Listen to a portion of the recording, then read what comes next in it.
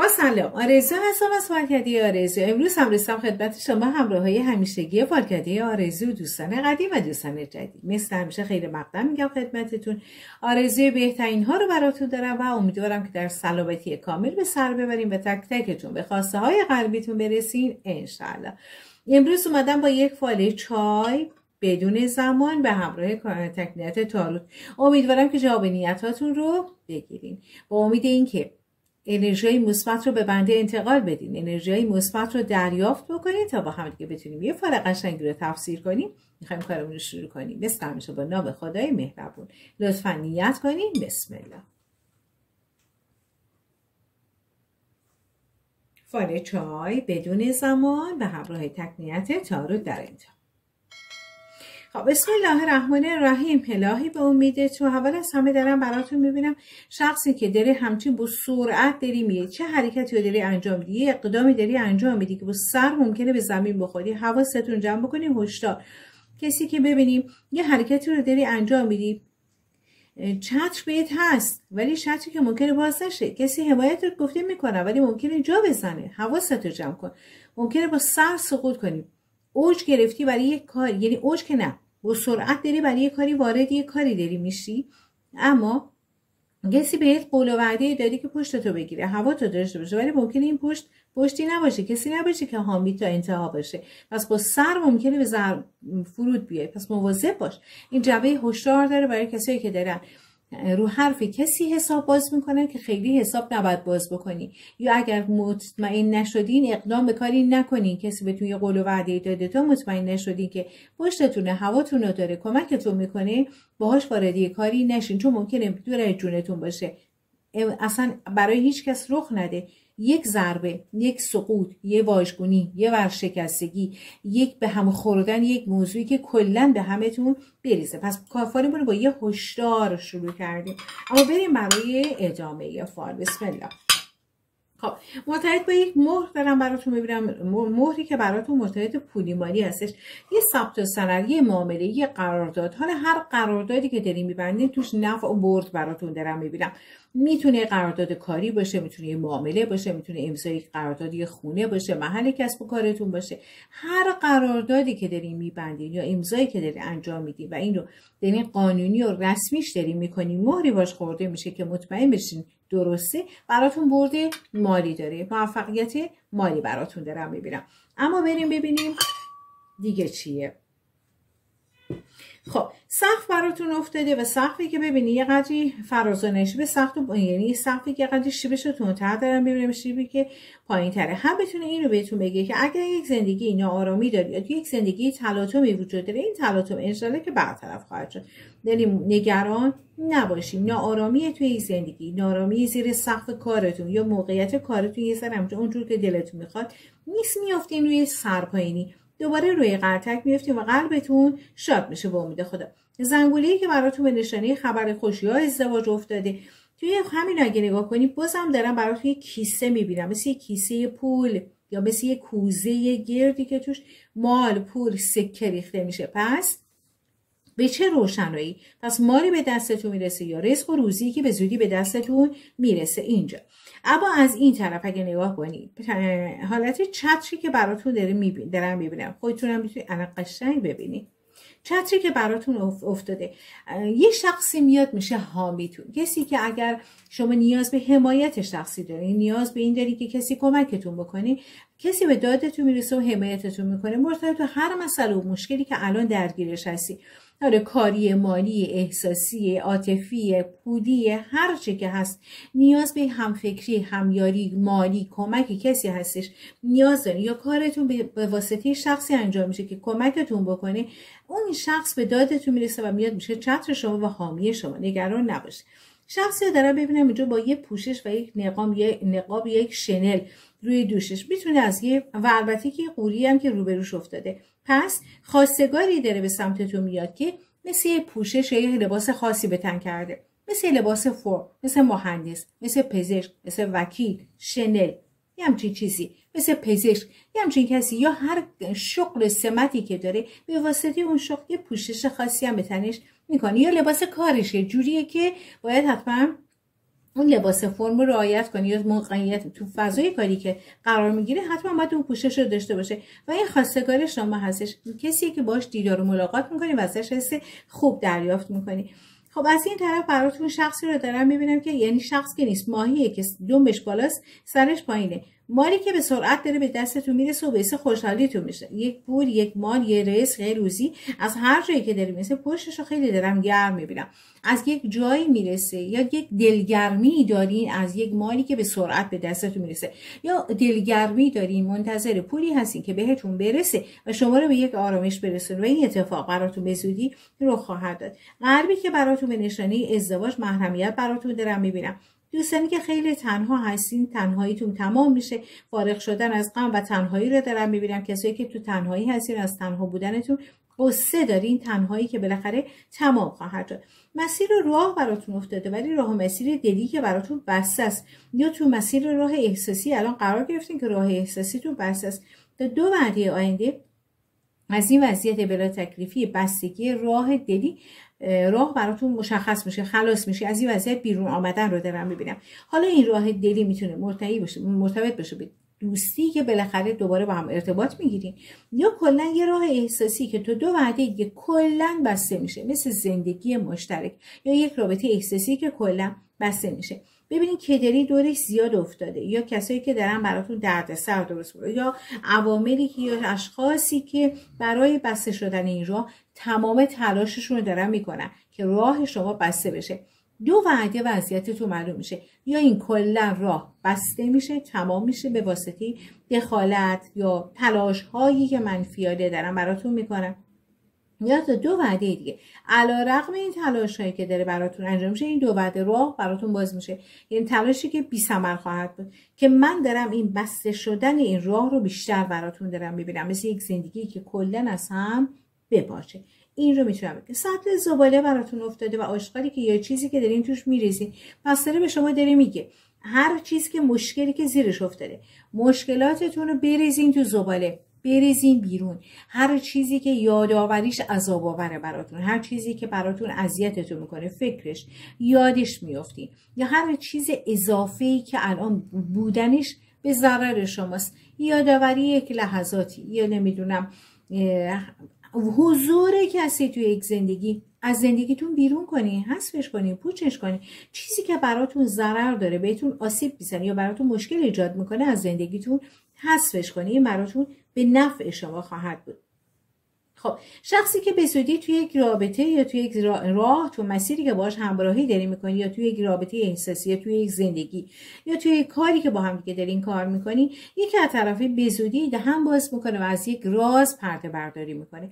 حالا یک موضوعی رو عنوان میکنی یا رازی ازش برملا خواهد شد. توی یک راه، توی یک مسیر همراه شما، رابطه احساسی، زندگی مشترک، همکاری باید میکنه. توی یک سفری دارین با هم دیگه راهی رو دارین طی میکنین، یا متوجه حقایق میشین، یا تو با هم دیگه دوست شدین، توی یک رابطه قرار گرفتین، وارد یک رابطه شدین، توی یک راهی قرار گرفتین، یا خودش دهانش رو باز میکنه، پرده برمیداره از یک راز، از یک سر، یک مخفی کاری، و یا اینکه شما متوجه همچین چیزی میشین، دهانش رو که باز میکنه، این صحبت که میکنه، حرف که میزنه، متوجه که از یه چیزی میشین، یه حقیقتی برملا میشه. راه دادگاهی و قانونی رو براتون دارم میبینم و راه دادگاهی و قانونی که حاکمی که دهانی که خندان دارم میبینم، یعنی اون شخص قدرتمند حاکمی که میخنده، لب خندان، یعنی رأی و حکم دادگاهی که به نفع شما صادر خواهد شد. خب مواظب باشین مرتبط به شخصی که داره براتون داره مثل حالتی که بخواد درد سر درست بکنه، بخواد تو کارتون خلل ایجاد کنه، بخواد براتون مشکل ایجاد بکنه، پس هشدار داره بهتون میده. و کفش زنانی رو براتون دارم میبینم، کفش زنانی که به معنی ببینید کفشی که داره میاد توی زندگی خودش مشکل داره، مشکلاتشو داره پشت سر میگذاره و داره وارد یک رابطه یا یک دوستی، یک زندگی میشه به امید یک راه روشن، به امید یک زندگی خوب، به امید یک ارتباط قشنگ، به امید هر چیزی کفش خانومی که پاشو داره میذاره از مشکلاتش بیاد بیرون و الان داره دل بسته به کسی یا رابطه یا دوستی یا زندگی مشترک که براش آرامش داشته باشه. این اتفاق قشنگم میفته چون بیشتر کفشو من دارم الان توی رابطه میبینم یا پا گذاشته توی یک زندگی یا یک رابطه با شخصی. دیدار و ملاقات براتون افتاده، ولی دیدار و ملاقاتی که مرتبط به یک مسئله کاری هستش. شخصی هم این وسط دارم میبینم دخیله، یا رابطه شماست برای این دیدار و ملاقات کاری، یا شخصی که داره وسط بین دو نفر که دو موقعیت کاری با هم دیگه مشکل داری یا داری با هم صحبت میکنی، یه کسی هم این وسط هست دخیله. حالا برای ورودتون دخیله، برای اینکه تو اونجا اگه با کسی مشکل پیدا میکنی یکی پادرمیونی میکنه که رابطتون به هم نخوره یا موقعیت کاریتون مختل نشه. یه شخصی این وسط دارن میبینن توی موقعیت کاری دو نفری که با هم دیگه این صحبت میکنه دخیله. حالا میتونه میگم رو ورود یا توی موقعیت کاریتون اگه به مشکل برخوردی کسی دخالت بکنه. شخصی از دل زندگیتون، از ریشتون، از پایه، از اساس زندگیتون ممکن ازتون طلب یک کمک یا یک پول یا یک ماد یا یک کمک بکنه. ریشتون، از ریشه خودتون کسی دستش رو به سمتتون ممکنه دراز کنه یا ازتون درخواستی داشته باشه. اگر براتون مقدوره دستش رو رد نکنین، چون ببینین کسی که انگار چاره ای نداره که داره دهن باز میکنه یا از شما درخواست میکنه، سر یک دوراهی گیر کرده و داره از شما یک طلب کمک میکنه. یعنی این کمک طلب کردن حتما نیستش که بهتون ازتون پول بخواد، شاید هم پول باشه، ولی به هر حال از شما طلب داره میکنه، چیزی رو از شما داره، نیاز به حمایت شما داره، شاید میخواد کمکش بکنی، شاید میخواد همفکری بکنی، هر چه که هست از ریشه خودتونه، تو دوراهی گیر کرده، چاره ای نداره و از شما داره کمک میخواد، دستشو به سمتتون دراز میکنه، رد به سینه‌اش نزنی. خب خانومی که تو یک مجلس سری شادی میکنی، شادی که دارم برای خودت دارم میبینم، کیکو تو دستای خودت میبینم. حالا این کیکی که پیراهنی که به تن کردی و خیلی شیک تو یک مجلس شادی که متعلق به خودت هست، کیکی که تو دستاته، یا تولدته یا سالگردته یا یک مناسبتیه یا نامزدیه یا هر چیزی که به خاطرش یک کیکی تو دستای شما دارم میبینم، یعنی مراسم شادی برای شما هستش. پولی از سقف به دستتون به زودی میرسه یا مرتبط به یک سقف مالی به دستتون میرسه که باعث خوشحالیتون میشه. یه آقایی که قد و قامت تقریبا کشیده، باریک اندام بلند داره، از دایره ارتباطی زندگی شما پاشو بیرون میگذاره. ببینی یه پاش هنوز به جای به شما بنده ها، ببینین یه فاصله، انگار یه پایی که نخواد بره، ولی هرچی کسی سرش رو پایین دارم ببینم و سرش مثل تبر افتاده، قطع، یعنی ارتباطی که یه شما باش قطع کردین، تبری که به سمت داخل دارم ببینم، پس یه شما باش قطع ارتباط کردی ولی هنوز پای رفتن نداره، دوست داره با شما ارتباط داشته باشه. تو دوستی، تو رابطه، تو زندگی، تو موقعیت کاری چی هستش، هر کسی هست تبری که به سمت شما ارتباط رو دارین باش قطع میکنی. شخصی که باش داره ارتباط قطع میکنه ولی هنوز پای رفتن نداره و دوست داره که تو اون فضا یا اونجا بمونه، دوست نداره موقعیت رو ترک کنه.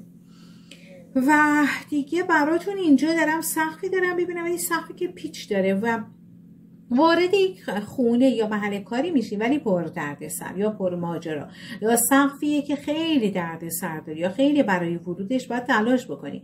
حالا میتونه کاری باشه، مالی باشه، خونه باشه، مرتبط به یک مسئله که سقفی که باید براش خیلی تلاش بکنی، پیچ و ماپیچای زیادی دارم ببینم تا بالاخره بهش ورود میکنی. یه پل براتون افتاده ولی پل نصف نیمه، پس سری حواستون رو جمع بکنین، هشدار بهتون داره میده. ممکنه یک دورانی رو پشت سر بگذاریم ولی تا یه حد، تا یه جایی میرسیم به یه آرامش ولی یه جایی استاپ میشه، یا یک از یک پل جنبه هشدار. ببینید مثل اینکه از یه پلی بخواید گذر بکنی، پلی که نصف نیمه باشه، از اونجا به بعدش دیگه بعد خطر داره تهدیدتون میکنه، پس داره به شما داره هشدار میده که راهی که دارین قدم برمیداری یا حرکتی که میخوای انجام بدی یا با کسی که میخوای ارتباط داشته باشین، کاری که میخواین شروع بکنی، مرتبط با هر چیزی که میخواین برین اقدام بکنی، ممکنه به نیمه راه جایی برسین که براتون خطر داشته باشه. جنبه هشدار خوب در رابطه با قدمی که تو اون مسیر یا راه دارین برمیدارین خوب حساب شده بردارین، قدمتون حساب شده باشه. یه جای کار ممکنه به نیمه راه که برسین پل دیگه جلو ادامه دار نباشه یا راه دیگه بسته باشه، مسدود بشه و براتون حتی میگم مثل پل خطر تهدیدتون کنه، بیفتین، مواظب باشین. خب دوستانی که براتون بارداری براتون دارم ببینم، حالا میتونه خانمی آقایونی که خیلی یا مشکل دارین توی این زمینه یا براتون به هر حال بارداری افتاد یا توی هر چیزش بچه براتون دارم ببینم. و از طرف دیگه براتون کبوتری که داره خبر میاره، حامل یک خبر هستش، خبری که به زودی به گوشتون میرسه و باعث خوشحالیتون و شادیتون میشه انشالله. و اینجا براتون این سقفی دارم میبینم ولی زیرش یه مهر داره خورده میشه.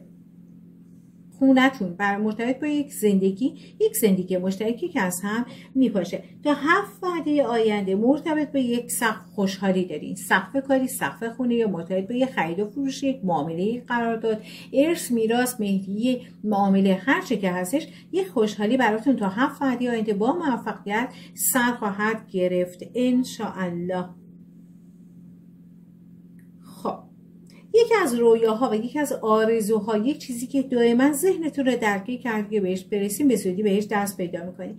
خب توی جشن شادی که کسی باعث ناراحتیتون میشه و فضا رو ترک میکنی، حضور در جمعی که آزارتون میده، یا شخصی توی جمعی حضور داره که باعث ناراحتیتون میشه، یا مراسم و یک جایی حاضر میشین که ناراحت کننده است، ترجیح میدین اون فضا رو ترک بکنید. عذابتون داره میده، اذیتتون میکنه، فضای ناراحت کننده. حالا این فضای ناراحت کننده میتونه حضور شخصی توی اون فضا باعث آزارتون بشه که اون فضا رو ترک بکنید، یا میتونه یک مراسمی باشه که طاقت حضور تو اون فضا رو نداشته باشید، غمگین باشه، ناراحتتون بکنه، به همتون بریزه و برگردین، نرین، یا اگر رفتین برگردین.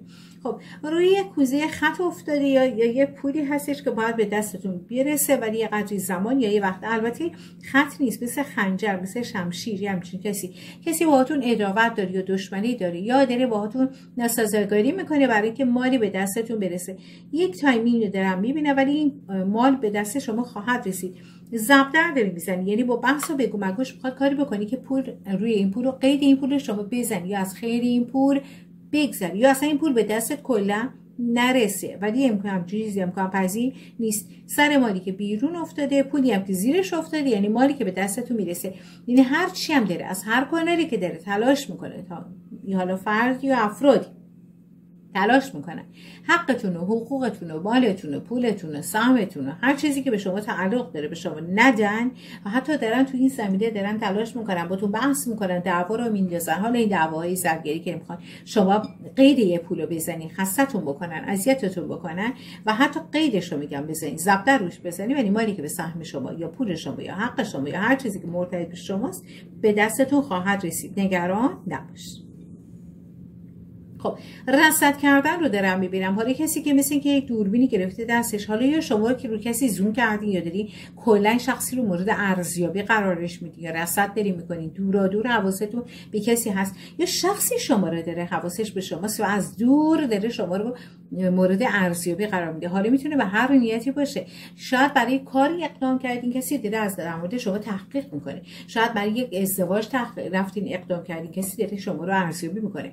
شاید خواستگاری رفتین، حالا اون وردارن طرف مقابل داره شما رو خوب ارزیابی میکنه. یا کسی که ازتون فاصله داره ولی حواسش به شما هست، دورا دورم که باشه، فاصله هم که باشه، بود مسافت هم که باشه، ولی بازم شما رو حواسش به شما هست و مواظب به شما. حالا یا میتونه مواظبت باشه یا اینکه حواسش بهتون هست. خب و یه قلب خوشگل دیگه هم اینجا، یه راه دلی احساسی رو براتون دارم میبینم. علیرغم که یکی داره سنگ جلو پاتون میندازه، ممکنه حتی توی مراسم خواستگاری حرفی بشه، گفتی بشه، شنودی بشه، یه حرفای بین افرادی رد و بدل بشه، راه رو بر شما برای توی راه احساسی و دلی ببندن، ولی ازدواج که سر میگیره. اینجا ببینید کوچولو، امیدوارم که بتونین زوم کنین ببینید قفلی که باز دارم میبینم. اینه که گرفتاری یا به مشکلی هم توی این راه احساسی که داره به ازدواج منتهی میشه، مثل خواستگاری کسی سنگ جلو پاتون میندازه، یه چیزی رو میکنن بهانه که ازدواج عقب بیفته، یا مشکل براتون دارن به وجود بیارن که دو نفری که همدیگه رو دوست داریم به همدیگه نرسیم، ولی مانع مقطعیه، گذر است و تمام میشه. یه پا هم اینجا براتون دارم میبینم، پایی که میبینی شخصی که براتون داری قدم برمیداری، یا به واسطه قدمی که کسی براتون برمیداره یه حرکتی، اقدامی شما میتونی انجام بدی، یا با کمک کسی کاری براتون انجام میشه، یا کسی براتون قدمی برمیداره تو شما بتونی ادامه راه رو برین. یعنی همراهیتون میکنه، ابتدا میاد کمکتون میکنه برای که شما بتونین کاری رو انجام بدین. پایی که براتون برداشته خواهد شد. خب سند براتون افتاده، امضا و سند رو براتون دارم میبینم، یا ثبت سند یک موضوع یا سندی که براتون انجام خواهد شد و قطعا هم یه اتفاق براتون به زودی رو خواهد داد. دور از دایره زندگیتون نیست، میتونه ربط به زندگیتون هم داشته باشه. حالا میتونه یه کار سندی قانونی مرتبط به دایره زندگی خونتون باشه، ملکتون، خونتون، یه کار سندی و قانونی براتون افتاده و شخصی رو دارم براتون میبینم که دایره زندگیتون داره میره بیرون، ولی کوله‌ای که روی پشتش هستش. اگر شخصی هستش که ببینین کلاه اسپورت انگار روی سرش گذاشته و یه کوله پشتی هم روی کولش گذاشته و داره میره بیرون. هر کسی که اصلا دارن راه تو مسیر قدم برمی‌دارن، مثل سفر، مسافرت، مهاجرت، چیزی، یه کوله تحصیلیه برای تحصیل. حالا میتونه سفر برای تحصیل باشه، مسافرت برای تحصیل باشه، یا به خاطر راه تحصیلی، دانشگاهی، یا مسافرت، مهاجرت، از بابت هر چیزی کوله‌ای که رو کولش و دایره زندگی شما از زندگی شما میره بیرون. یا خود شما هستی که به خاطر تحصیل یا حالا هر چه مهاجرت داری میکنی یا تحصیل، راهی رو از دایره زندگی میری بیرون. دو تا چشم داره برق میزنه و لب خندان دارم میبینم. به زودی از یک چشم انتظاری بیرون آمدن براتون افتاده. یک کیف براتون افتاده، ولی کیفی که توش قلب داره. از شخص احساسیتون پولی به دستتون میرسه، یا یه تکادو هدیه، یا حمایت مالیتون میکنه، یا خریدی براتون انجام میده. حالا این شخص احساسی میتونه قلب همسرتون باشه، قلب تو زندگیتون خریدی انجام داری میدین، یا توی زندگیتون یا شخص احساسیتون کسی که دوستتون داری، کسی که دل، قلب، احساس به هم دیگه داری، یا تو دل زندگیتون یه خرید قشنگ، خرید که رضایت شما رو جلب بکنه براتون افتاده. این قلب نصف نیمه من اینجا دارم براتون میبینم، نصفش توی نصفش بیرون. نصفی که بیرونه یعنی یه ارتباط احساسی که بلا تکلیفی توش دارم میبینم. یه پاتون تو زندگی، یه پاتون بیرون. هنوز سر موندن توی یک زندگی شک دارین، یا موندن توی یک رابطه شک دارین، یا دلتون پیش کسی هست ولی دو به شکی. یه پاتون تو، یه پاتون بیرون. یه دلتون میگه بمونم، یه دلتون میگه ترکش کنم. هنوز توی حالت بلا تکلیفی دارم براتون میبینم بعضی از دوستان رو. خب امیدوارم اینجا ببینید کلاهی که روی سر شخصی دارم میبینم، آقای قدرتمندی که راه براش افتاده ولی فرشش به سمت داخل. ببینید آقای قدرتمندی که دایره زندگی ارتباط شما، شخصی که قدرت داره، مقام داره، پست داره، پول داره، سمت داره، اعتبار داره، برای خودش کسیه یا پشتوانه‌ای داره، تقریبا هم باید میان سال باشه، قیاه چهره نمیدونم، ولی حالا آقایی که ببینید داره میره پشت به شما کرده ولی فلش به سمت داخله، دوباره برمیگرده توی ارتباط و شما رو تنها نمیگذاره. خب در دفتر یادداشت دارین، خاطراتتون یادداشت میکنی، یا اتفاقای احساسی، نمیدونم اتفاقاتی که براتون رخ میده یادداشت میکنی، یا مثل یه تقویمه داره براتون یادآوری میکنه اتفاقای احساسیتون، یا مرور میکنین اتفاقای دورانی که با هم دیگه داشتین، دورانی از کی با هم رابطتون شکل گرفته، الان به کجا رسیده، به کجا خواهد رسید، یا از کی با هم بودین، چی شدین، چیزایی که مرتبط به احساساتتون هستش روش مینویسین، یادداشت میکنین.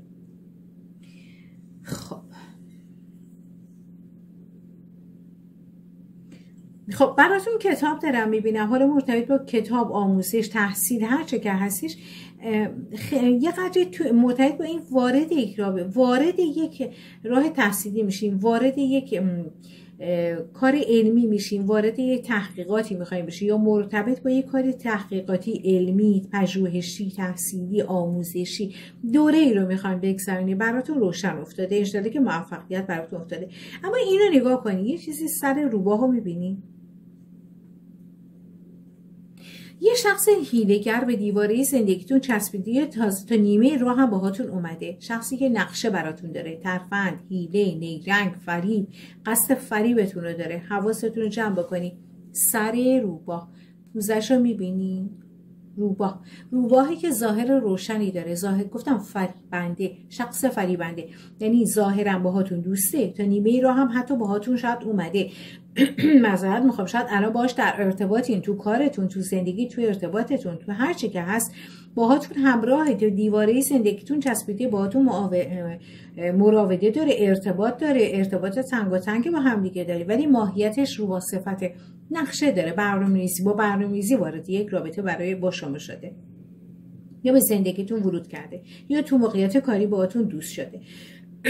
دوستانی که تنها هستی، برگ افتاده، با سرت قلب افتاده، از یک تنهایی بیرون اومدن، راه احساسی دلیتون به زودی باز بشه، از یک تنهایی خروج. حالا یا اصلا با کسی در ارتباط نیستین، کسی به زندگیتون ورود میکنه، یا یه شخص احساسی به زندگیتون میاد، یا ازدواج براتون افتاده، این هم میتونه معنی بده. یا کسی هستین که تنها هستین، با هیچ کی الان دوست نیستین. حتی میتونه آدمای منزوی یا تنها رو هم معنی بده. خیلی از افراد هستن که خیلی آدمای منزوی یا تنهایی هستن، تو ترجیح میدن با کسی نباشن، احساس میکنن آرومترن، دغدغه فکرشون راحت‌تر. ولی از این تنهایی بیرون اومدن رو براتون دارم میبینم.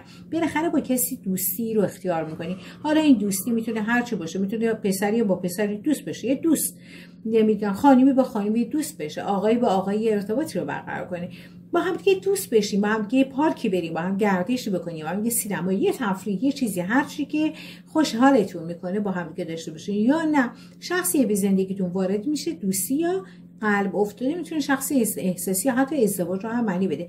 از تنهایی بیرون اومدن، یکی تعلق خاطر پیدا کردن رو هم میتونه معنی بده. خب از نظر اقتصادی پول و مقامتون داره، یا پولتون یا رتبتون یا مقامتون داره میره بالا. حالا این چیزی که من دارم براتون میبینم مثل معذرت میخوام، مثل قدرت، مثل مقام میمونه. یعنی اینکه شما توی جایگاهی که هستین اعتبار پیدا میکنین.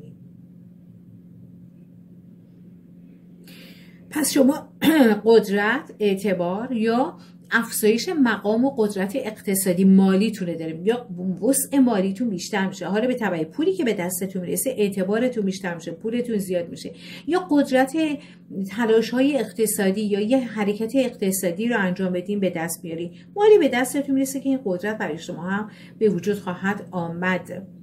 خب اعتماد به نفستون رو ببرین بالا، چون برای بعضیا دارم میبینم به خاطر اعتماد به نفسی که نداری یا به خاطر عدم اعتماد به نفستون دائما افرادی که باهاتون بد تا میکنن، ضعیف دارن میبیننتون، هر زور بهتون میگن، تحمیل بهتون میکنن، چیزی رو به زور مجبورتون میکنن، چیزی که دوست ندارین انجام بدین، یا به واسطه عدم اعتماد به نفس یا اعتماد به نفس پایینی که دارین نمیتونین بهشون بگین، قدرت نگفتن ندارین و دارین خودتون آسیب ببینین، صدمه دارین ببینین. یه رو در روی براتون افتاده، روبروی شخص قرار میگیرین. هر کسی هم که هستش تحصیلات عالیه داره، یا تحصیل کرده است، یا تو راه تحصیلی داره قدم برمی‌داره، یا مدرس، یا هر چیزش یه کلاه تحصیلی بالای سرش، یا فارغ التحصیلی رشته خاصی هستش. دیدار و ملاقات با همچین شخصی براتون به زودی رخ خواهد داد. شاید کسی که بابت کارتون، تحصیلاتتون دارین به شخصی مراجعه میکنه برای کار، کسب و کار، این هم میتونه معنی بده. انگشتر براتون افتاده، ازدواج و محرمیت رو معنی براتون داره میده.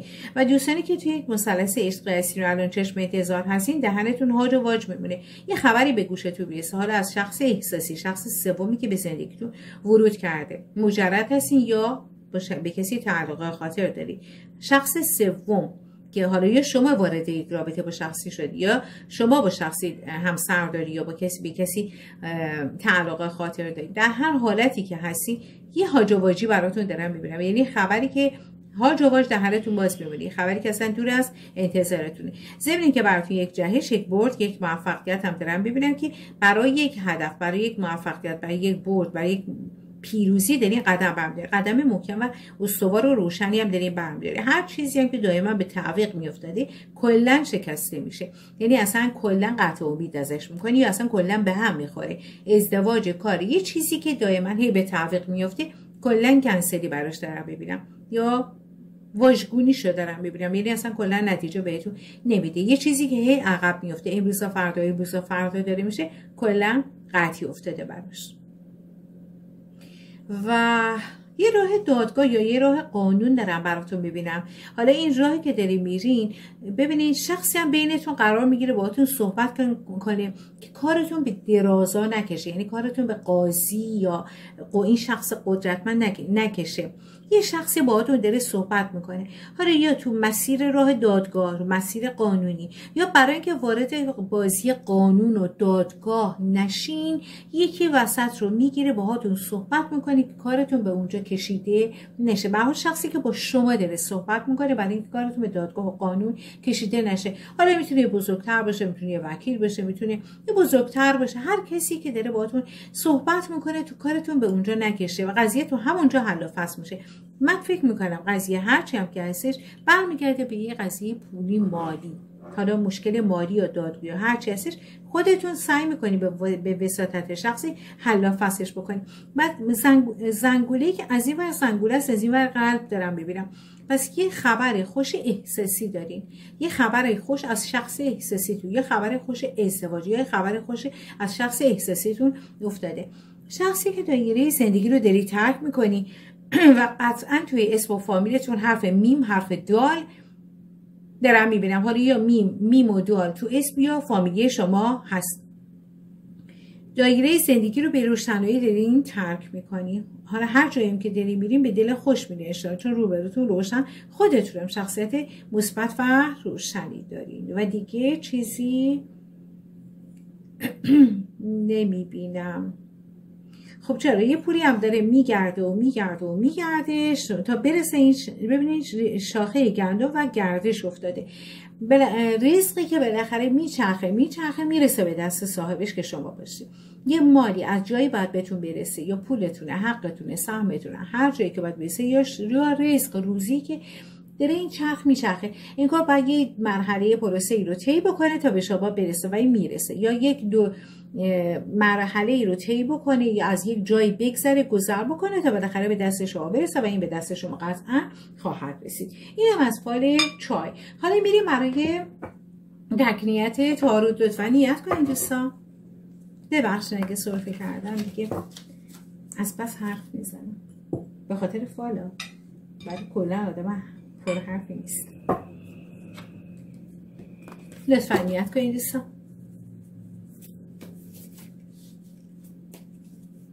امیدوارم که از فال چایتون جواب نیت‌هاتون رو گرفته باشه. یه شخص وفادارم تو دل زندگیتون الان هست. حالا هر کسی که هست بهتون متعهده. شما هستین به کسی متعهدی یا شخصی که در مقابل شما قرار گرفته بهتون متعهده، وفاداره. یه خوششانسی هم براتون اینجا دارم میبینم، یعنی اولا یه شخص و یه خوششانسی که بردید، خوششانسی هم براتون افتاد، یه نعل براتون دارم میبینم. یه خوششانسی، شانس بیارین تو یک زمینه، یک شانس باهاتون رو میکنه. اگه فکر میکنی آدمای بدشانسی اشتباه میکنی، یا در نهایت بدشانسی که اصلا فکر میکنی این کار امکان نداره، یعنی برای من ممکن نیست که رخ بده، در اون اتفاق قشنگ براتون رقم خواهد خورد. خیلی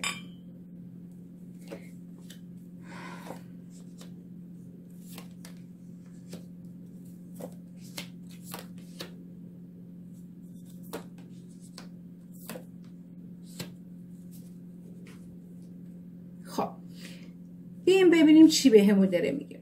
خب از درک و شعور شخصی داره صحبت میکنه. حالا یا خودتون یه آدم خیلی با درایتی هستین، تحصیل کرده هستین، توی زمینه علمی دارین، تخصصی دارین، یا موقعیتی دارین، یا هر چی که هستش، تجربه‌ای مرتبط به یک موضوع مسئله‌ای دارین، یا برای یک حرکت، برای یک کار، برای یک قدم، برای اینکه مشکلتون به نوعی حل بشه از کسی که توی این زمینه علمش رو داره، تخصص داره، یه آدم با تجربه یه مرتبط به هر مسئله که میدونه الان تو اون کاری که شما میخواین انجام بدین از این همچین شخصی کمک بگیرین، یا خودتون یه همچین شخصی هستین که دیگران برای اینکه مشکلشون حل بشه مرتبط به هر مسئله و موضوع از شما کمک میگیرن.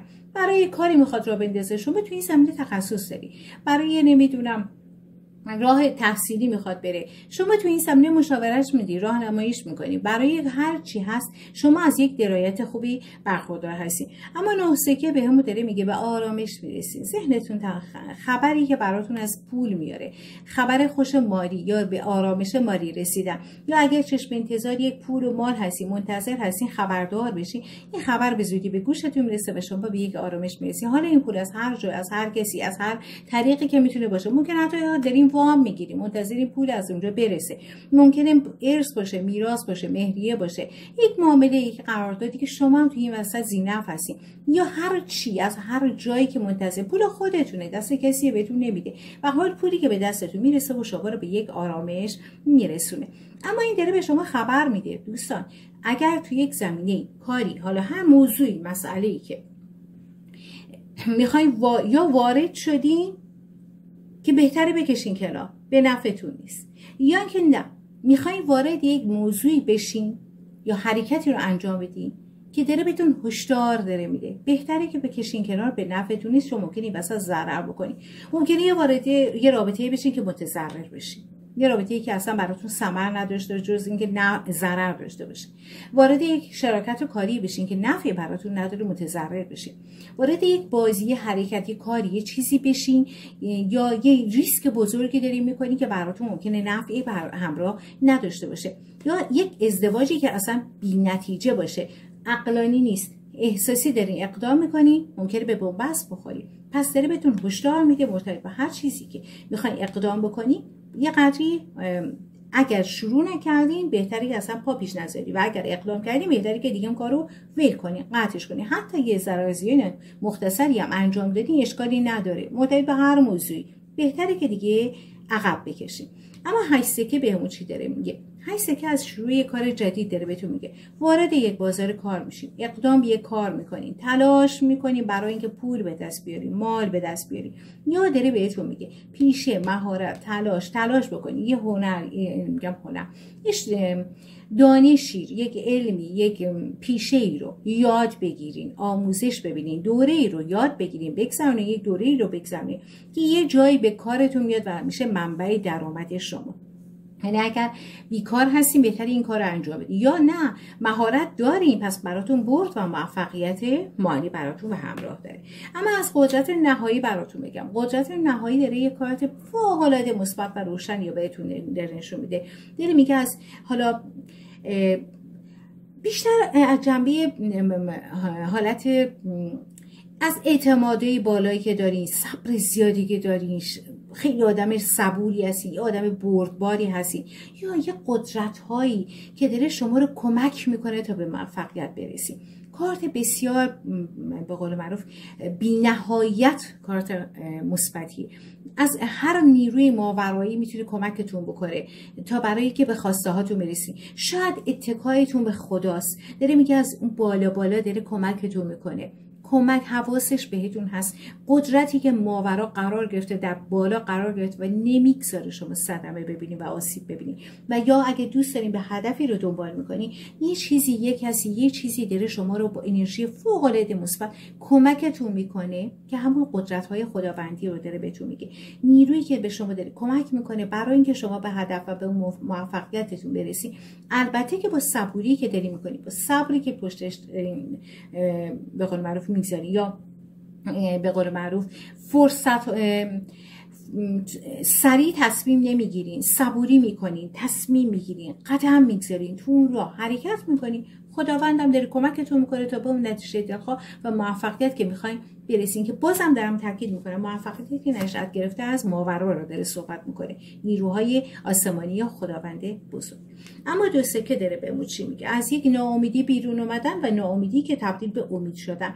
حالا میتونه مرتبط با پول و مال هم باشه، میتونه مرتبط با احساستون باشه، مرتبط با مسئله عاطفی و احساسی باشه، هر چیزی که الان توش ناامید هستین، کارتونه، پولتونه، مشکل کاری داری، مشکل مالی داری، مشکل احساسی داری، مرتبط به هر مسئله‌ای که بیشتر البته جنبه پولی و مالی یا امضاهای قراردادها رو داره بهتون میگه، یا امضا و قراردادی میبندی که نفع برد براتون داره. اما به طور کلی اگه بخوایم بگیم، یا اگه تو زمینه کاری بیشتر مد نظرتونه، امضا و قرارداد یا استخدام تو جایی میشین که براتون برد داره، یا تو موقعیت کارتون به پول و مال میرسی، یا از هر چیزی که مایوس کننده است احساس میکنین توی این مسیری که قرار گذاشتم برام پولی نصیبم نمیشه، سودی برام نداره، نفعی برام نداره، ولی داره بهتون میگه اشتباه میکنی، از این ناامیدی تبدیل به امیدوار شدن داره بهتون میگه، امیدی که به دست میاری.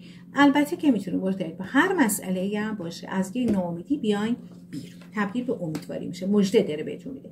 اما 4 چوب دست بهتون چی داره میگه؟ از یک شرایط خوبی که براتون به زودی به وجود میاد. این بیشتر جنبه احساسی رو داره بهتون میگه. حالا تو خونه و خانواده‌تون، تو رابطه احساسیتون، مرتبط به هر مسئله‌ای که الان اگه یه ذره به هم ریخته، اوضاعتون اونجور که دلتون میخواد نیستش، اوضاع سر و سامون میگیره. ممکنه تو رابطه‌تون الان شرایط قشنگی با هم دیگه ندارین، توی زندگیتون اوضاع به هم ریخته، مرتبط به هر مسئله‌ای، از نظر عاطفی، از نظر مالی، از نظر کاری، هر چه الان شرایط به هم ریخته. نه تو رابطه احساسیتون الان اوضاع احوال خوبی نداری، ولی داره میگه به موفقیت میرسین، اوضاع احوالتون خوب میشه، بیشتر جنبه احساسی داره. همینطور که این کارت بیشتر جنبه مالی داره، ناامیدیتون به امیدواری تبدیل میشه. این هم از جنبه احساسی بیشتر داره میگه. اگه اوضاع احوال خوبی ندارین توی زندگی، تو کار، توی رابطتون، تو دوستیتون، هر چیزی که الان به هم ریخته اوضاعتون رو، از این وضعیت ناراحت کننده به زودی بیرون میاد. با آرزوی بهترین ها برای شما نازنینان. تا دیداری بعد، خدا نگهدار. فالکده